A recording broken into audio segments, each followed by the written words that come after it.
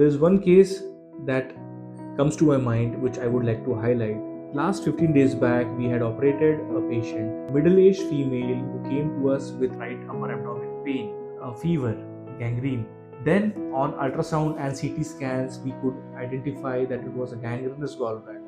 Hello, I'm Dr. Pushkar Galam. Today I would like to talk to you about gallbladder and gallbladder stones. Gallbladder stones, as we know, is an important problem nowadays that we face, but mostly it is quite overlooked.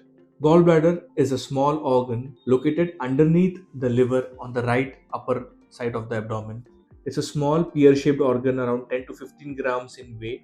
The stones that are formed in the gallbladder are called as gallstones. These are mineral stones formed because of imbalance between some bile juices, cholesterol, and bile salts. Gallbladder stones occurs most commonly because of few important points, likely overweight or high fatty food, sudden weight loss, pregnancy, and genetic causes. Not very commonly, but yes, they are also there. What are the symptoms of gallstones? There are certain cases wherein these stones are silent stones. What are silent stones?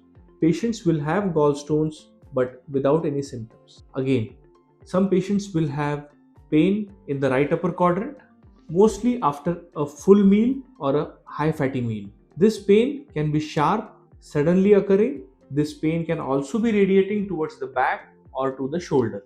How can this pain be relieved? The pain because of gallbladder stones can be relieved by certain tablets, but these medicines are short acting and they cannot be a treatment for a prolonged duration. What is the treatment now? The most common treatment for gallbladder stones is a laparoscopic removal of gallbladder. Why the stones are not removed? Only the stones are not removed.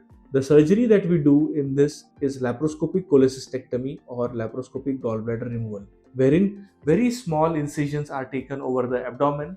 Laparoscopy is done, your gallbladder is identified, and it is removed in a very painless and a bloodless manner. The recovery of this procedure is quick. The person can be discharged, say, in a day or two.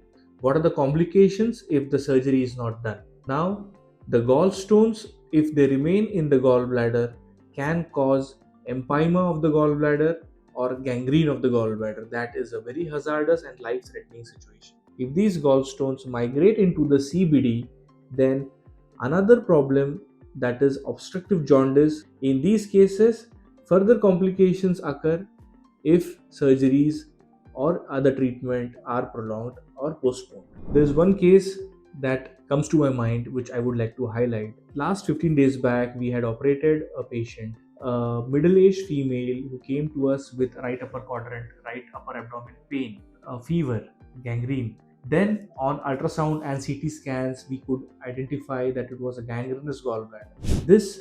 The poor lady knew that she had gallstones for the past couple of years, but it was ignored because of ignorance or just because of lack of planning. We took up her laparoscopic surgery, and the surgery was done minimally invasive techniques.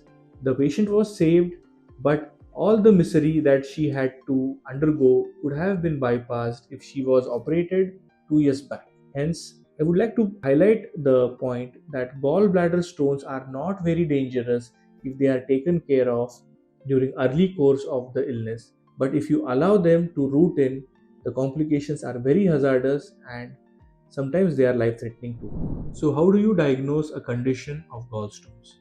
A simple ultrasonography can diagnose the stones in the gallbladder as well as any stones in the common bile duct as well. So just a simple sonography is a good technique to diagnose gallstones in your body. Your health is the most important asset that you have with you. If you have any problem related to this, please contact an expert today. Let us make health your first priority.